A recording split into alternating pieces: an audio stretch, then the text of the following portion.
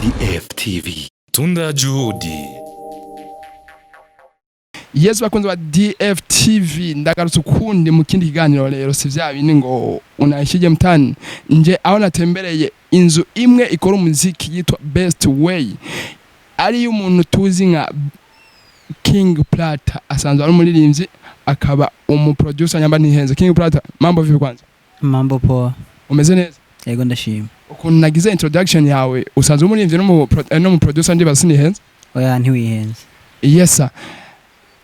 Best Way niwo muryango twinjiranye niwo dutangurirako. Best Way yo bari ya King Plata. Winjiranye umuryango wanditse ko Albinos Sans Frontières hama ku ruhande ku ruhome rundi niwo ari handitse ko Best Way Records bisigura yuko turi mu rugo rwa abantu bagenda n'ubunyamwema batagira imbibe mu Burundi. Muri urwo rugo nyene niho harimo studio Best Way Records isanzwe iri mu maboko ya King Plata kubwo gufashwa n'Imana twabishobojwe n'Imana ica mu bantu bayo hama mutama wacu Kazungu Kasim haragira icakoze mu kutuvugira kugira turonka uburyo bwo kuronka studio. Shout out to Kazungu. Bo ni nabonye direct Best Way Record kubera narinje kukubaza ibintu by'umuziki of course hama nagomba nsabire kwanza Imana imuhezagire Mr Kazungu aho uri hose na King Plata urumva arazikanje wamukoreye arazikanje wakoze hama Best Way Record kubatayizi cyane iherereye amajahaye kugira tugende direct. Best Way Records iri mu Nyakabiga ya mbere kujya 5/12. Ego. Service mwa mutanganya baki? Bon, audio production rimwe na rimwe turakora ama video bivana n'ukuntu umuririmbyi ashaka tukaca tumuhamagarira umu director kuko turafise ama kamera atandukanye turafise ama drone n'ibindi donc bivana rero n'ukuntu umuririmbyi abashaka kudukorana. Ego. Yes, we uri umuririmbyi canke ufise ikintu ushaka gukora cyari cyo cyose ingo Best Way bafise service nyinshi zitandukanye. King Plata sinje ngo dutanguye kurinda King Plata ndibaza benshi baramunzi yatanga umuziki araheze imyaka myinshi twakuze tumubona ari muri industry ari muri game ariko abikora neza inje cyane tuvugire ku kintu giheruka gusohoka cyitwa ICUPA yarasohoka ari audio irasohoka ari clip irakora bien niyo nshaka tuvugire ko sinzi kwitayari. Ego. ICUPA kubera ICUPA? ICUPA nyene nashimye kuririmba ICUPA bivanye n'ukuntu nabonye kuko abaririmbye ari gihe turirimba ibidushikira n'ikindi gihe turirimba ivyo tubona nyene tukavuga ati reka twandike kuri iki kintu kuko ndabona ari cyo kintu umengo kigezweho canke iki kintu kiyukizana ingorane nyinshi reka turabingene twokiririmbira kugira duhanure canke duhimiriza abantu. Yes, King Plata abo abarinzi b'Uburundi aho bageze ubu ntapfa gukurupuka ngo yandike indirimbo ngo aje mu studio yandike indirimbo ata target rimwe afise. Nyamba King Plata yanditse ICUPA afise target yari afise objective yavuga ati iyi ICUPA nshaka inkuraha inshikana izo nsade ko mu nzira imwe canke yindi. King Plata objective wandikanye indirimbo ko yari mazi Mr MK kuri YouTube. Objective wandikanye ubona yaramaze gushika warayishitseko. Umwe wese afise target yiwe. Jemaru indirimbo mperutse gusohora ni nyinshi cyane ariko nariyumviriye ni igikino ririmba gitandukanye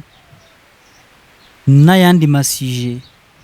campitamwo kuririmba ICUPA. Nararavye ivyo abaririmbye b'Abarundi tumaze kuririmba byinshi umengo byose twarahejeje mugabo hari ibindi maze kubona tutaranashikako camvuga ntireka ndirimbe ku ICUPA kandi ndaririmbe uko mora numva bavuga bamwe kubanywa ICUPA candavuga ni haraho bajya banywa ICUPA iyi ndirimbo nina iririmba iraza kubashikira neza kandi bagwe neza bayikunde nkuko twe dukunda gukora ibintu kugira abantu babikunde hama bije hejuru hamu bigira ico bikumari bigira ico binaje bigira ico bimariye muri carrière yanje yo muziki umaze gusohora indirimbo yitwa ICUPA igakundwa ngize concert abayikunze bose bategerezwa kuza kuyumviriza live bamaze kuyumviriza live nshize kwinjira ko ari bitanu urumva n'amafaranga abayinji ntidukora kugira ngo turyohere abantu gusuko nyene muga tubaryohere twunguka kuko gukora audio n'amafaranga gukora video n'amafaranga kandi sukubikora gusara amafaranga rero nibindi bibanza tuba dukenera ibikoresho ibiki umva byose bisaba amafaranga gusohora kugira winjize. Yes, objective kwari guha message cyane abantu bikundira agacupa ndibaza mwayakiriye neza nyamba utaragira utarayibona genda kuri YouTube iriko uyirabe uyumvirize indirimbo imeze neza cyane. King Plata je cyane umenza kukuraba kuri indirimbo nabonye amacupa menshi hajya amacupa ariko logo zama company ayakora sawa yari icupa rimwe mugabo navuze amacupa menshi ya industry imwe voilà navuze amacupa menshi sinavuga company zitandukanye sawa ikintu cyatumye mvia muri DFTV ndaza ngaha best way kukubaza nabonye ajya amacupa mbona hariko na logo King Plata yoba yabikoze ki business canke ni vya bintu kuvuga direct ambwiye gutya reka dushireho ibi tutiyumviye ku kintu ca business. Kenshi tuvuga duti dukunda ivy'iwacu dukundisha ivy'iwacu abandi. Rero nimba Brarudi itari y'umurundi muce mumbwira ngende nkore kwijya video nkori yindi ifisa amacupa atari ko amalogo. Mugabo nimba Primus ikorerwa mu Burundi, Amustera yo mu Burundi, kuki abari hanze batobona ijya video bakavuga bati iki kinyobwa ndagikeneye kuzo gushikira kugira bafata indege baze mu Burundi kukinwa. Je nabikoze kubwo kwerekana ivyo dufise iwacu, cyane cyane icupa byasabwa yuko haja kwiga logo kuko ni ivy'iwacu ndavyiratira kandi akunda ukuntu ihinguriro ryacu Brarudi rikora. Rero naho tutokumvikana ariko nkaba narerekanye ivy'iwacu bikorerwa muhira ndibaza ko atakibazo kiretse bo bayibonye bakavuga bati twarabonye wararimvye icupa ingo rero tugiresije gukena genda tayari kubakira kugira rero tugira amakontra ariko kugira ndeke nshire ko sinkure ko ry'amantuze ry'ama autocola ajya etikete yabo nuko barambaje kuki abo twakoranye bavuze bati tubikure ko ndababwira oya none sivyo muhira sivyo mu Burundi yaba ari byo mu Bufaransa mu Buhinde hehe twari kubikura kuko nta maserano dufitaniye ariko ari ivy'iwacu kugira tubwira ngo dukunde igihugu dukundishe abandi igihugu nivyo mu gihugu iwacu ivyiza vyacu nabaye obligé kubigumizako. Plata kwanza inyishu yabinkoze ko man inyishu yabinkoze ko avuga ko ntiyabikoze ki business yabikoze ku gupromotinga igihugu ciwe pana gupromotinga Brarudi yabikoze gupromotinga igihugu ciwe biva na patriotism afise mu gifuwa mu gikiriza iwe. Plata ebona Plata ndakwibaza akabazo kamwe yo Plata yo afise manager Plata ni manager wa Plata Plata manages himself ari managing urumva bo ni ndakugituma kwa ico kibazo nagomba ndakwaza kwiki kintu nyene ca Brarudi kubera abaririmbye aho tugeze ubu bari tayari nyamba agiye n'ahantu akifotoza rekanywa amazi ijya autocola abanza kwikurako umubaje kuya ko ari kakora business nagomba ndakwaza eti manager wa Plata yo bataratahuriye business abandi bageze ko gugwego gwa business abandi bageze ko nico gituma nenda kwa ico kibazo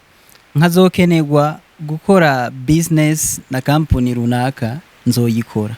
ariko kugira ngure amazi ya Kinju mbanze gukora ko kajya kana ngo nibamfotora ngo ntibijeko bitwaye iki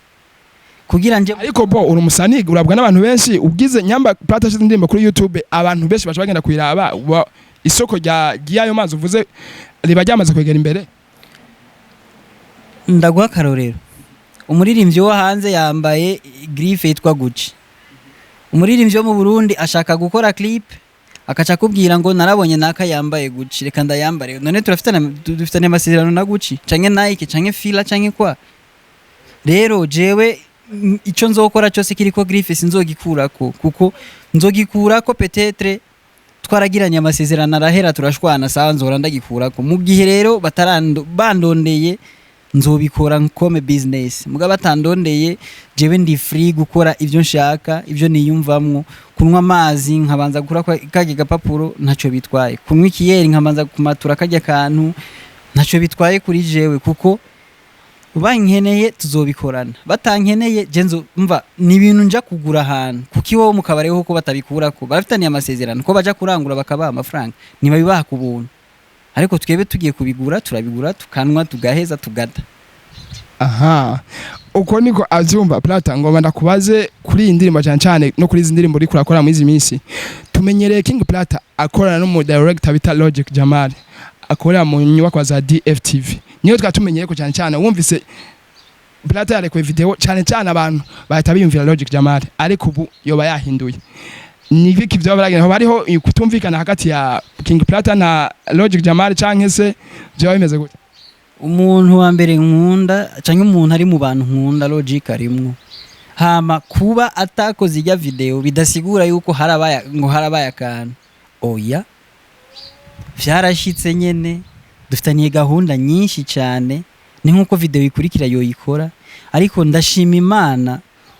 kandi nararyohewe cyane kumva Logic yaronsa ahantu aronka occupation nziza kandi agakora akazi guhera kwa mbere kwa kangaye akagira ibintu nyene runaka akagira ahantu nyene afise adresse mugakera Logic yari muhira iwacu muri Best Way muri Best Way turakunda abaza bakagenda kumvo nziza kandi bakagenda ahantu bazi yuko bagiye kuronka ikintu